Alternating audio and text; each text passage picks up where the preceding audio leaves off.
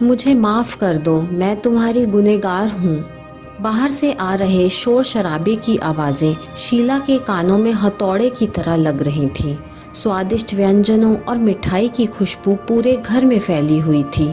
शोर से बचने के लिए खिड़की बंद करने उठी तो देखा बाहर आने जाने वाले मेहमानों का तांता लगा हुआ था। आज उसके देवर की बेटी शर्वरी की शादी की वजह से चारों तरफ खूब चहल पहल हो रही थी। सारे मेहमान वहीं जा रहे थे और वह खुद अपने आप को इस अकेले कमरे में बंद किए हुई थी। खिड़की बंद करने आ रही थी कि उसके पति नीरज आकर बोले, मैं ज़रा छोटे की तरफ जा रहा हूँ, तुम दरवाज़ा बंद कर लो।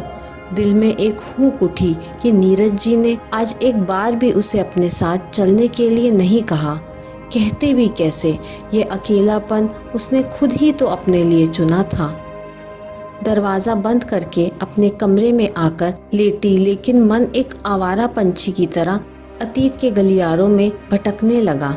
जब वह इस घर में बड़ी बहू और नीरज जी की पत्नी बनकर आई थी, सासू माँ ने बहुत ही प्यार से आरती उतारकर उसका स्वागत किया था।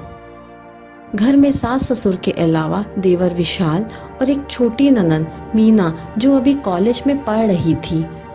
दोनों भाई ससुर जी के साथ मिलकर कारोबार संभालते थे। भरा पूरा संपन्न घर था, किसी चीज़ की कोई कमी नहीं थी। उसे घर गृहस्थी के नाम का ना ज़्यादा अनुभव था और ना ही शौक। पति नीरज चाहते थे कि अब वह माँ के साथ घर के कामों में हाथ बटाए, पर उसका ज़्यादातर समय अपने कमरे में टीवी देखने या आराम करने में बीतता था। उसके आने के बाद भी ज़्यादातर काम और घर की जिम्मेदारी सासू माँ ने ही संभाली हुई थी। उसकी शादी के साल भर बाद ही विद्या देवरानी बनकर घर में आ गई। सरल स्वभाव की विद्या ने आते ही सभी घर वालों का दिल जीत लिया। उसे घर को सजाने और नित नए व्यंजन बनाने का खूब शौक था। जल्दी ही उसने हर किसी की पसंद जान ली। सासू माँ को भी घर के कामों से छुट्टी दे दी। नीरज से लेकर सभी घरवाले उसकी तारीफ करते नहीं थकते थे। उसके सरल स्वभाव को नाटक समझ वह मन ही मन विद्या को नीचे दिखाने की तरकीबें सोचती रहती थी। कुछ समय बाद जब उसके पैर भारी हुए तो विद्या उसे जमीन पर कदम भी नहीं रखने देती थी। नियत समय पर उसने नील और नितिन जुड़वा बेटों को जन्म दिया। विद्या ने एक छोटी बहन की तरह उसका और बच्चों का ख्याल रखा। वह भी अपने सारे काम उसी से करवाती थी।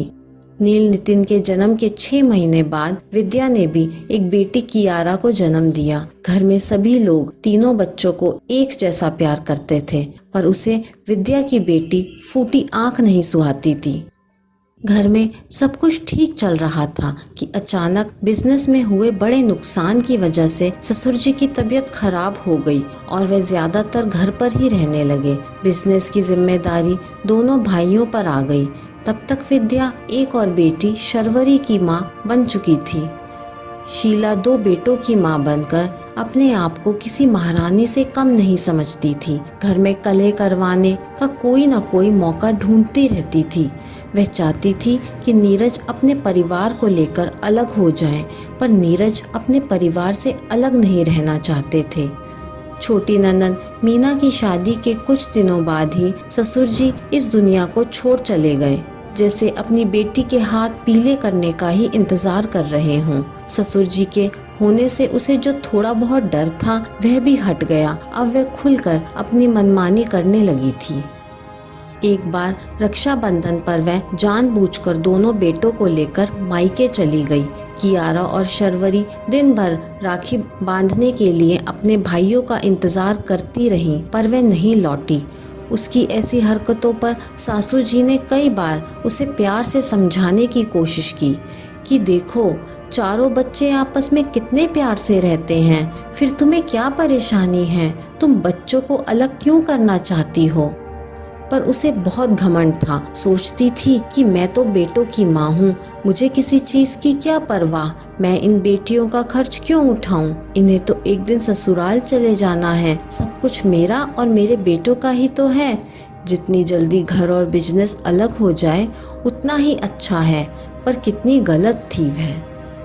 एक दिन सासू माँ ने अपने दोनों बेटों को बुलाकर कहा, मैं अपने जीते जी घर और बिजनेस का बंटवारा नहीं चाहती थी, पर अब लगता है कि सबकी भलाई इसी में है कि तुम दोनों भाई अलग हो जाओ। और फिर बिजनेस के साथ साथ घर के बीच में भी एक दीवार खिंच गई।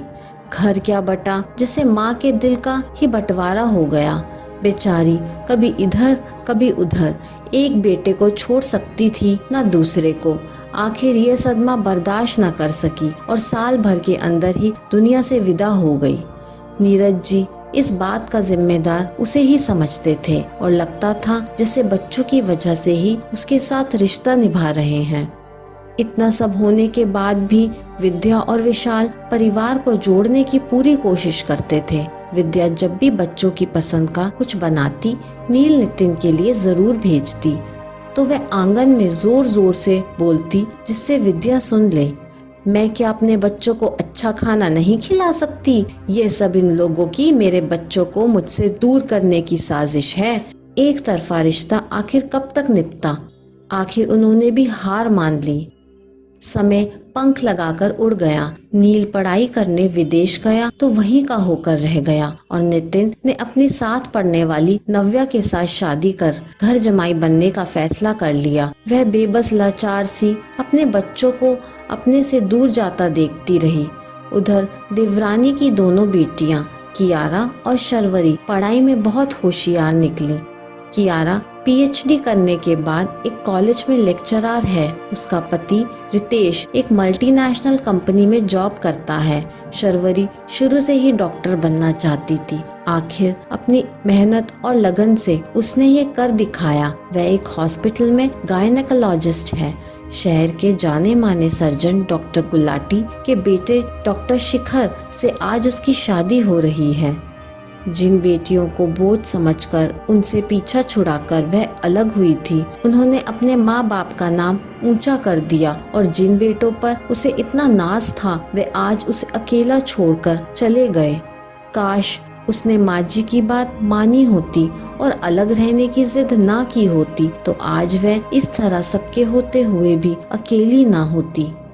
सोचते सोचते अचानक घबराहट सी होने लगी। पानी पीने के लिए गिलास उठाया तो हाथ से छूट गया। फिर उसे कुछ पता नहीं, जब होश आया तो अपने आप को सब लोगों से घिरा हुआ पाया। विद्या उसका माता सहला रही थी।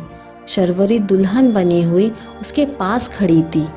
उसने उठने की कोशिश की तो शर्वरी बोली, ताई जी लेटी रहिए, आपकी तबीयत ठीक नहीं है। उसे हैरान होता देख विद्या बोली, मैं तो आपको बुलाने आई थी, बेटी की शादी है और आप अकेली बैठी हैं। यहाँ आकर देखा तो आप बेहोश पड़ी थी, आपका ब्लड प्रेशर कम हो गया था।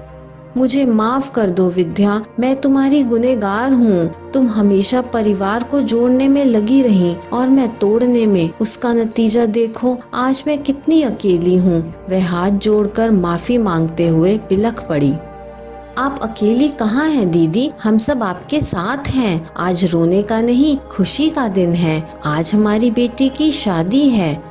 बस थोड़ी देर में बारात आती ही होगी। कन्यादान आपको और भैया को ही करना है। विद्या खुशी से चहकते हुए बोली। बाहर बजती हुई शहनाई की धुन शीला के कानों में मधुर रस घोल रही थी।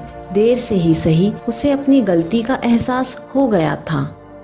ये कहानी आपको कैसी लगी मुझे कमेंट करके ज़रूर बताइए। कहानी पसंद आई हो तो लाइक, शेयर और चैनल को सब्सक्राइब करना ना भूलें।